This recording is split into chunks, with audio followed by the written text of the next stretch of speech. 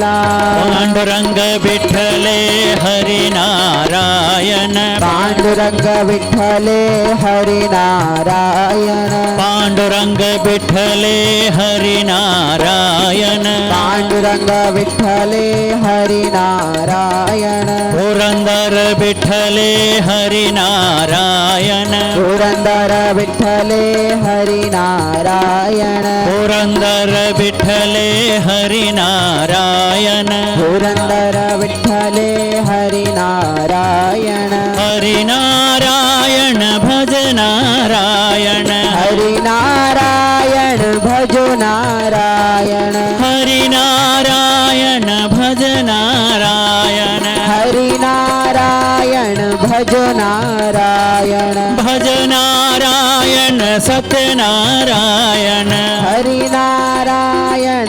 सत्यनारायण भज Narayan Satyanarayan Badrinarayan Satyanarayan Satyanarayan Laxminarayan Narayan Laxminarayan Satyanarayan Laxminarayan Satyanarayan Laxminarayan Pandurang विठ्ठले Harinarayan Pandurang विठ्ठले Harinarayan Purandar विठ्ठले Harinarayan Purandar विठ्ठले Harinarayan Narayan Harinarayan Narayan Harinarayan Narayan Harinarayan Narayan Harinarayan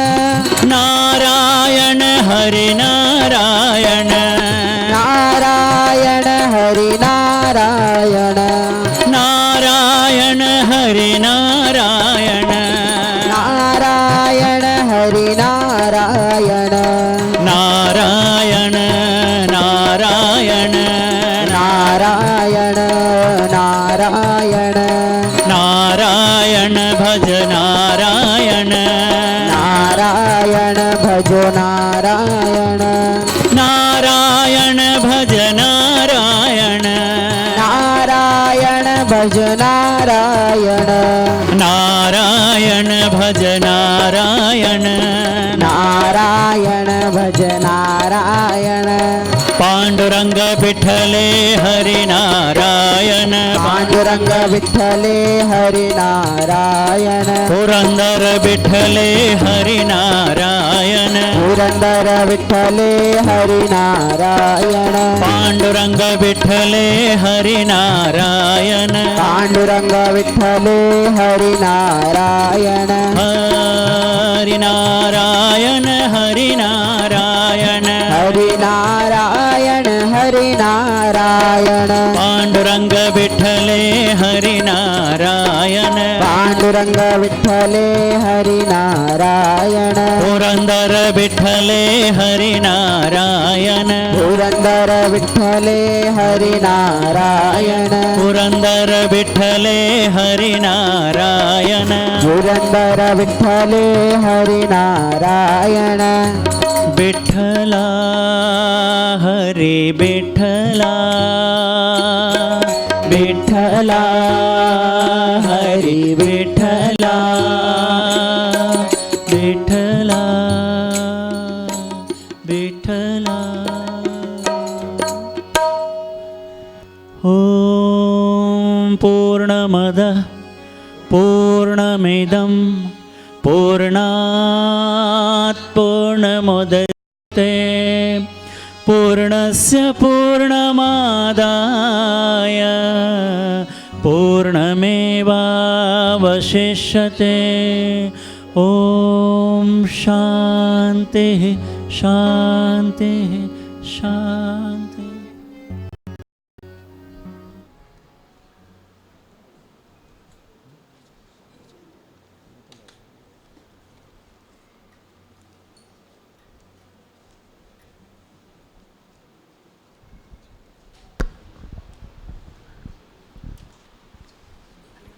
Welcome to Satsang. Let's just a moment and close our eyes together.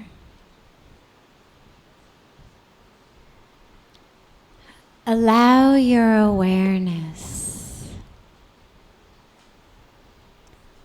your attention to pull from the outer world into the inner world.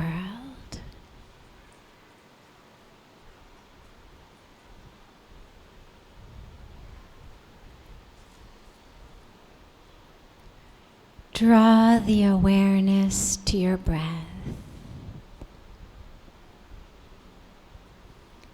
Don't think about the breath. Don't analyze it or judge it. Simply allow the awareness to merge with your breath as it flows in and flows out.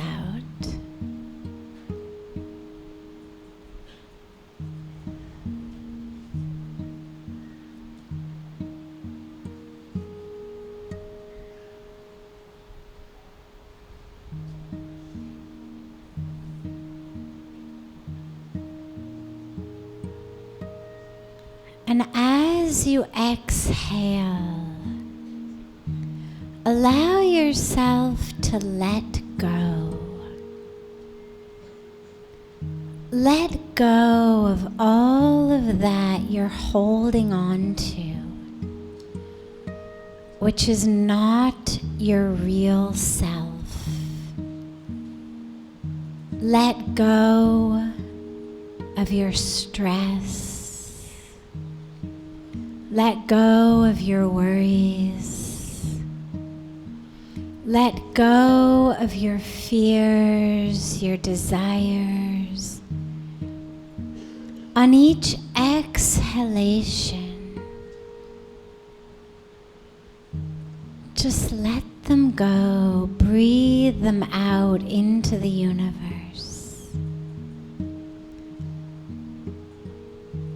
Let go of any pain you're carrying,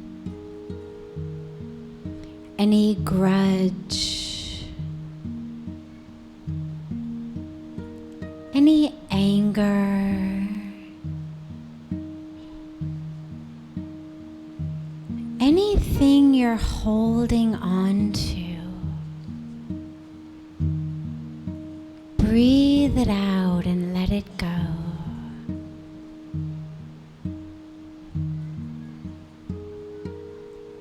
And allow yourself with each exhalation to sink deeper and deeper into the truth of yourself.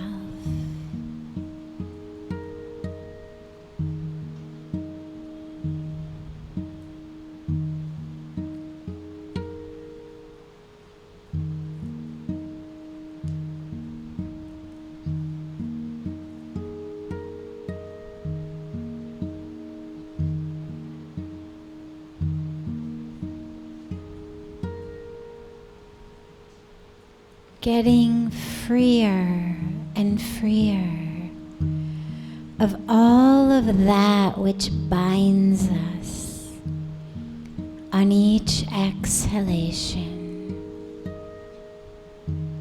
Just exhale all of the pain, all the anxiety, all the history, the apprehensions, all of the way you identify as yourself, the roles you play. Just breathe them all out and allow yourself to sink deeper and deeper into the spaciousness of the self.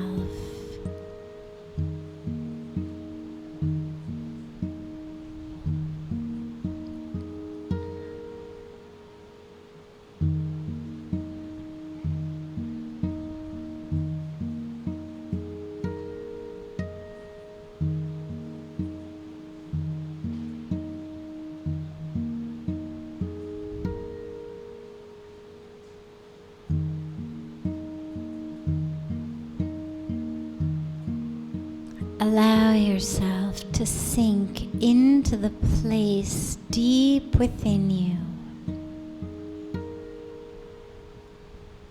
That place of expansion. That place of joy and peace. That place of pure consciousness.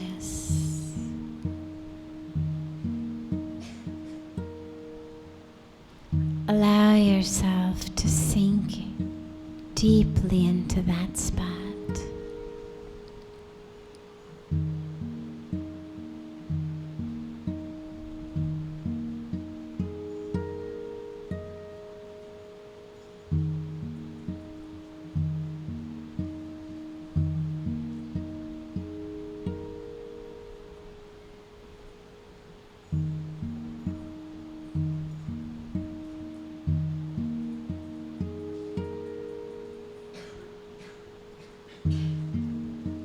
Gently bring the palms of your hands together and gently rub them against each other.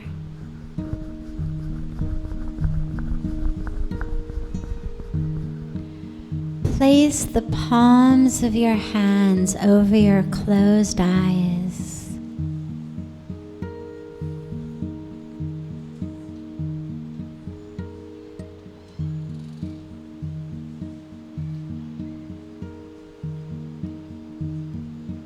Slowly open your eyes and lower your hands.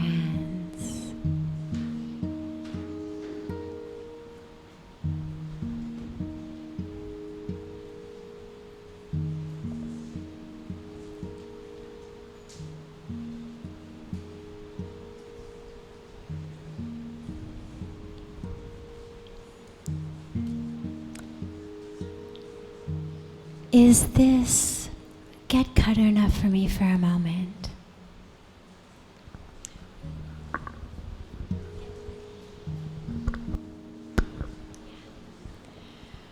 Welcome to Satsang. We'll begin, as always, with a question that has come in advance, and then open it up to any of the questions that anyone here may have.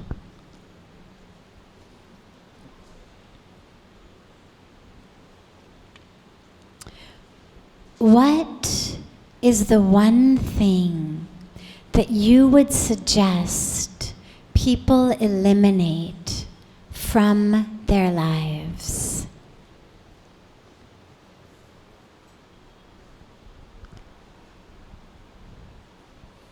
If there's one thing we could eliminate from our lives, it would be ego. The ego is that which actually is the cause of all of the suffering. Things happen in life. Life happens in life. Things go up, things go down. We have success, we have failure. We have gain, we have loss. We have sickness, we have health. Sometimes you fall, we have an accident, we have physical pain. But the ego mind is that which turns life into suffering. And so that's the thing, if we had a magic wand, sadly we don't, but nonetheless, if we did, if we had a magic wand and you could remove one thing from our lives, that one thing would be ego. Because otherwise, whatever happens is just that which has happened and we dealt with it. But the ego is the thing that comes in and says, why me? Karuna.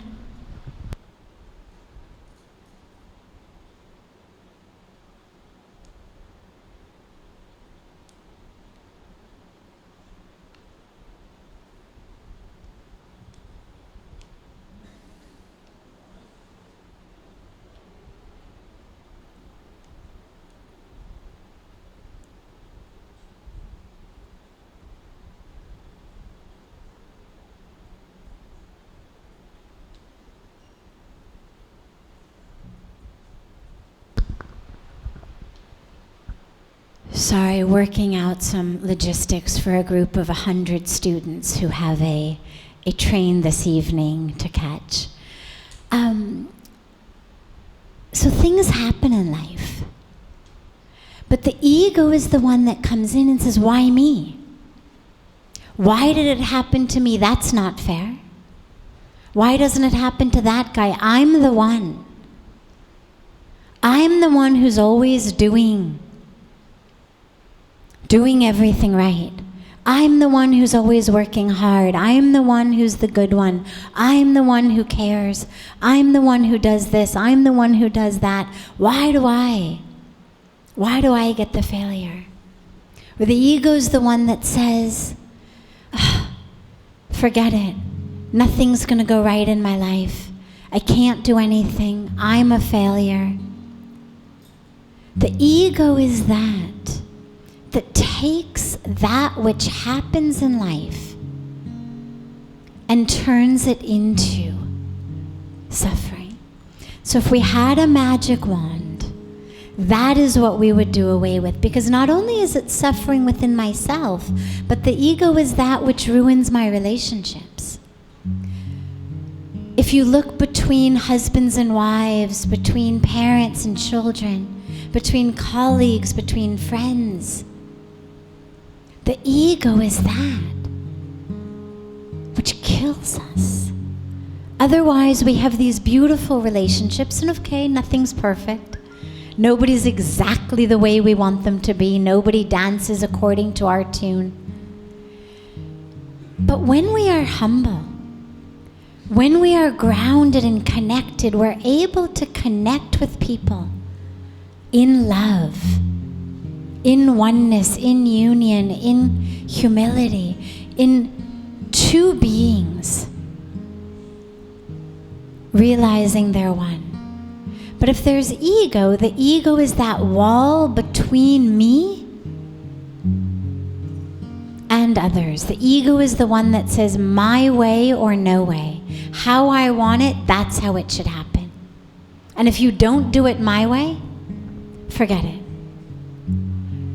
If you look at the fights that we have in our families, the fights that we have in our communities, the fights that we have anywhere in our world, it's all because of my ego that says, this is how I want it. I love you or I like you when you're doing what I want.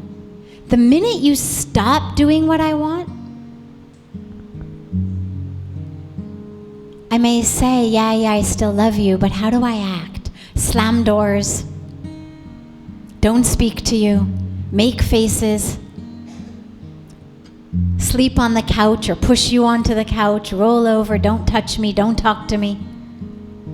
This is ego. So the ego is that actually keeps us from connecting with our deep selves, with the divine, with each other. It is that knife, literally, that comes between and cuts us off. The ego is that, as we were speaking about last night, that says, I am separate. I'm separate from others. I'm separate from God. I'm separate from the universe. Only when we are free of the ego are we actually able to connect with the truth of who we are, with the divine, with others. And so that would be the one thing, if I had a magic wand, that I would share that magic wand and get us free of it. There's a beautiful line actually in the scriptures that says, Man eva manushyanam karinam bandha mokshayo. And what it means is the mind is the key. The mind is that which brings you moksha, ultimate absolute liberation, absolute freedom. Or the mind is that locks you up. If you go around and you say, okay, what's the biggest problem in your life? Like, all right, you're stuck. you're depressed, you're frustrated, you're not enlightened. Why? Most of us will say, oh, it's my boss, or it's my wife, or it's my husband, or it's my mother-in-law, or it's the traffic on the freeway, or it's this really annoying neighbor who plays his music too loud. We'll blame something outside. They are the ones who keep me stuck. I was joyful, I was peaceful, I was having such a good day. Then you came along. You ruined my day. You've put me in a bad mood. It's your fault.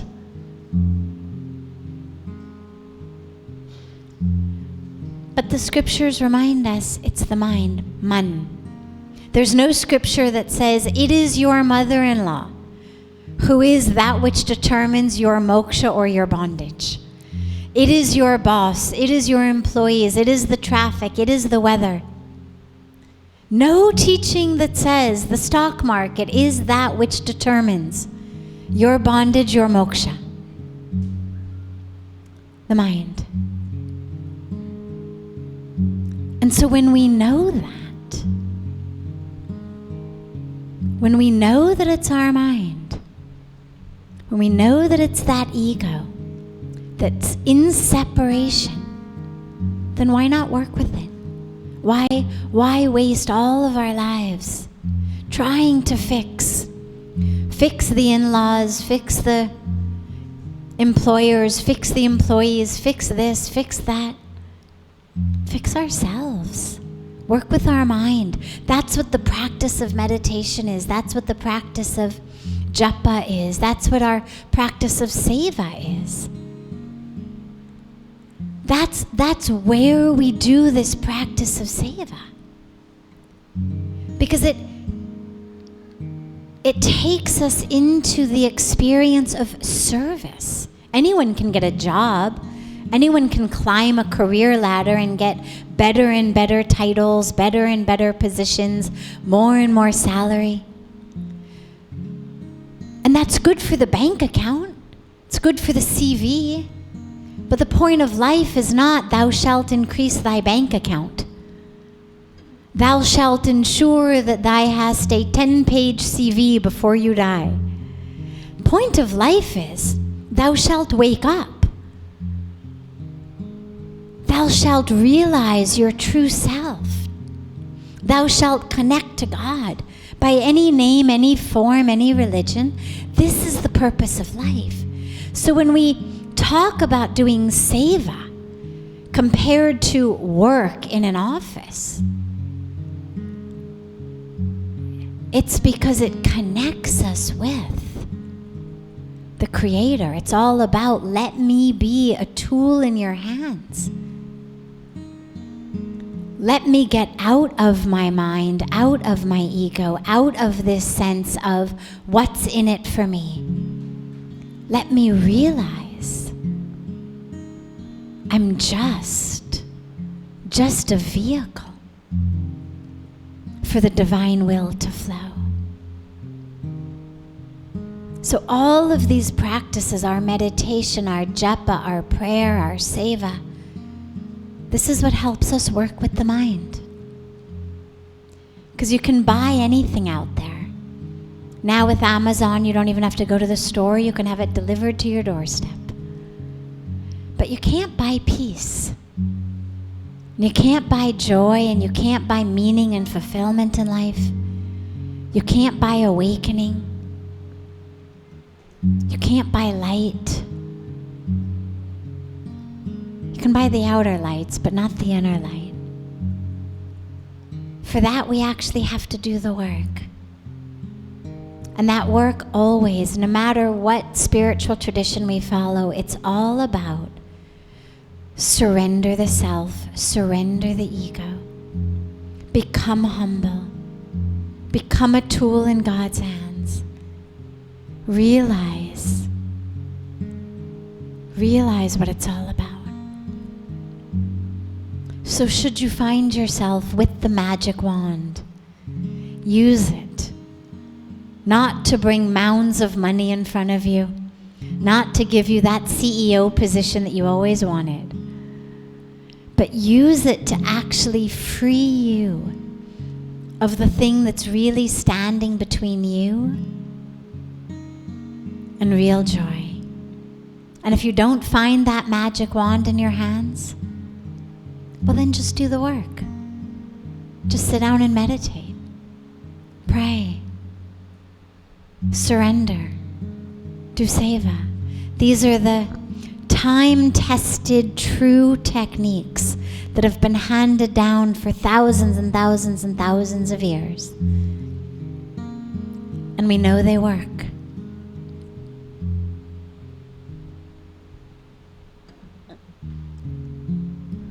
Before taking another question that came in advance, I'm happy to open it up to anyone here who has any questions, if there are any. Yes. Just speak loudly.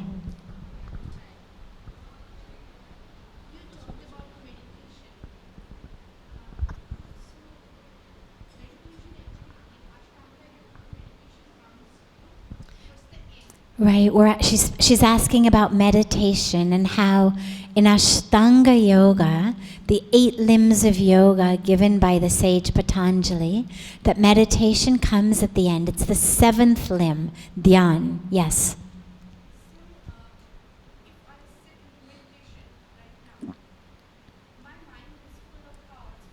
Yes. Yes. Okay, good question.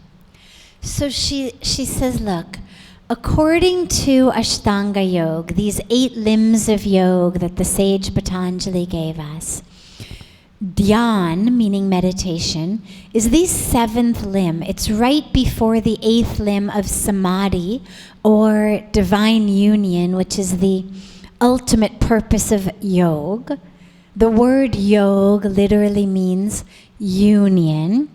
Not as so many of us think of just our fingers to the toes or our palms to the ground or our nose to our knees, but actually a union of ourselves to the divine, a union of this lowercase s, small self, with the capital S, divine self. So she says, in that, if I sit down right here to meditate, my mind is all over the place. It's futile for me to meditate. So there's a couple of pieces to this. First of all, according to Ashtanga Yoga, and we don't have time to go into all the 8 limbs, but I'll give them to you very, very quickly. They begin, the foundation is what we call yam and niyam. And these are really the 10 commandments of a dharmic life. Not the 10 commandments of a Hindu life, not the 10 commandments of an Indian life, but the 10 commandments of anyone who considers themselves a spiritual person living according to dharma. Dharma meaning in this case, the right way or integrity. And they include, for example, and you could do a 3-week course on just the yam and the niyam, but basically they begin with non-violence and truthfulness and non-stealing and non-hoarding, and their ways of living in the world. They remind us to be pure, to be surrendered, to have integrity in our relationships. It has to be the foundation. So yes, we must practice that, because if you don't, not only will your meditation not happen, but you won't even be able to fall asleep at night. We know that if I do something wrong in the day, even just I yell at someone who really didn't quite deserve to be yelled at, maybe my child, maybe an employee, maybe somebody in the service profession somewhere where I was moving through the world, it eats at me. I sit down to have my food, I lie down to go to sleep at night, and that person's face keeps coming back to me. I shouldn't have been so mean to them. That wasn't right. So not only does my meditation not come, but my sleep won't even come. If I lie, if I steal, again, not only doesn't meditation come, but sleep won't even come. So absolutely, this is why our spiritual practice must begin by how we live in the world. That's a given. We then move into asana. So asana is the physical practice, the physical postures, and then pranayam, working with the breath. Pratyahar, which is a withdrawal of the senses. When we began with the meditation this evening, and I said, allow your awareness and focus to pull from the outer world to the inner world. That's pratyahar. And then we focus it on one point, single pointed focus. And then we move into meditation where there was me, and there was a candle, and there was a candle flame, and there was attention on the candle flame. There was me, there was the breath, there was attention on the breath. And then suddenly, it becomes one. The meditator, the object of meditation, the act of meditation, become one. And that's when it ultimately merges into that full meditation and then samadhi. But just because you haven't perfected asana, just because you haven't perfected breathing exercises, don't say, well, I shouldn't meditate. Our physical postures enable us to sit down. If my knees hurt, if my back hurts, if I don't have any flexibility or strength in my body, if I have to keep changing the cross of my legs every 5 seconds, it's very hard to meditate. If my breath doesn't flow, well, it's very hard to bring my awareness to my breath. The breath is really this bridge between this physical body, this mental awareness, and a much deeper state of consciousness. And so the breath not only keeps my physical body alive, but it's also a bridge into higher states of consciousness. So if I can't use my breath, it's going to be very difficult for me to enter those higher states. But don't wait until you are an expert and you've got, a yoga teacher's training 500-hour certificate to feel like you're qualified to sit and meditate. As long as you have enough flexibility and strength and health in the body that you can sit comfortably, if not on the floor, on a chair, if you can breathe enough that you can be aware of the breath, meditate. And even if not, when people are sick, so many stories, people in hospitals, people on their deathbed, people who can't breathe without a ventilator, people who can't move without the help of nurses. But meditation still is actually that which prepares them to leave the body if that's what they're getting ready to do. Or it's what enables them to stay grounded and anchored in that which is not the body when the body is in horrible pain. So the last thing that you want is to think, I'm not qualified to meditate until I've actually done all of those and perfected all of those. But what we do know is that if I work with all of them, if I work with the yam and the niyam every day, and every night, my guru Pujya Swamiji always says, in the morning, meditation. All day long, no reaction. Whatever happens, don't react. Don't lose yourselves in reaction to the world. And at night, introspection. And so at night when we introspect, we say, all right, how did I do with the yum and the niyam today? Out of 10, how many did I get today? If not 10 out of 10, at least 8 out of 10, 7 out of 10. All right, we pray to God, give me the strength, give me the clarity that tomorrow, if I got 7 out of 10 today, I should get 8 out of 10 tomorrow. If I got 9 out of 10 today, I should get 10 out of 10 tomorrow. And we move. We work, we use all of these different aspects, which together help the mind become still. But I can tell you, I know a lot of people who have walked into a practice of meditation never having done any asana other than whatever they need to do to be able to sit, never having done any pranayama other than just witnessing the breath, never having consciously practiced any of the other limbs. But they do live lives of dharma, so we could do a yam and niyam checklist and say, yeah, they live that, yeah, they live that. Or dhyan lag jata hai. And there's one last piece, interestingly.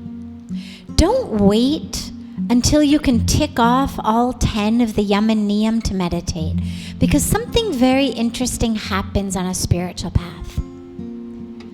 As you meditate, what you find is that automatically the drive to do things that are not right automatically dissipates. My asana teacher used to say, people would come into yoga class, and it was just an asana class, and some people would go to him, you know, gossip is sort of universal and negativity is sort of universal, and people would go to him and say, this one smokes cigarettes.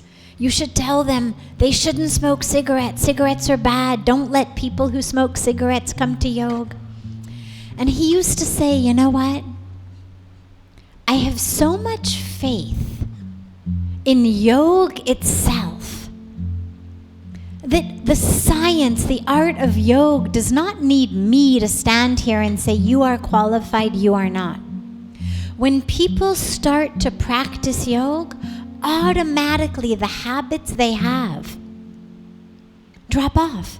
And people who would come into class addicted to smoking cigarettes, slowly, automatically. Not because the teacher said, oh, you're bad, I smell cigarette on you today. But because the practice of yoga brought them into such alignment with themselves that they couldn't actually consciously reach for a cigarette because they knew, this is going to hurt me. And in the same way, when you start to meditate and you connect with the divine, with the truth, with consciousness, and then you yell at someone, or you steal from someone, or you act in a way that isn't pure, that doesn't have integrity, it eats at you, such that the next time you go to do it, you stop yourself, because you know, if I do this, shaam ko mera dhyan nahi lag jayega. I will not be able to sleep tonight. This will ruin my meditation. It's the same way that you stop eating heavy meals late at night, because you know, if I eat this really greasy heavy meal late at night, when I wake up in the morning, there is no way I'm going to be able to sit in meditation tomorrow morning if I eat this tonight.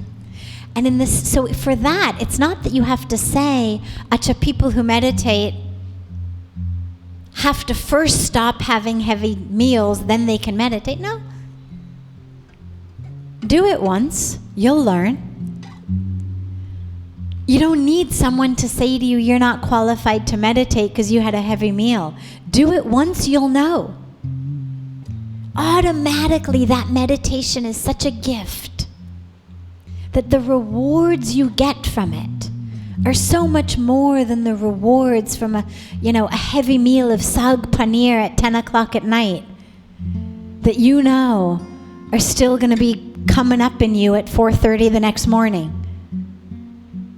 So automatically say, nay, nay, nay, nay, nay. But start to meditate wherever you are.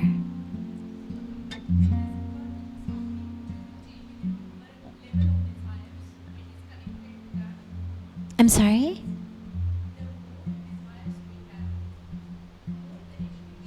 The more desires we have, the more agitation. Of course. This is why all of the teachings say, become desireless. Of course.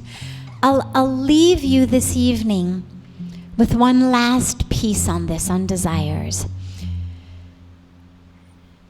It's a beautiful thing to take home and think about and allow it to really percolate in your mind, because it's not the way we usually think about desires, but it's very, very, it's very deep and it's very powerful if you allow yourself to actually realize it.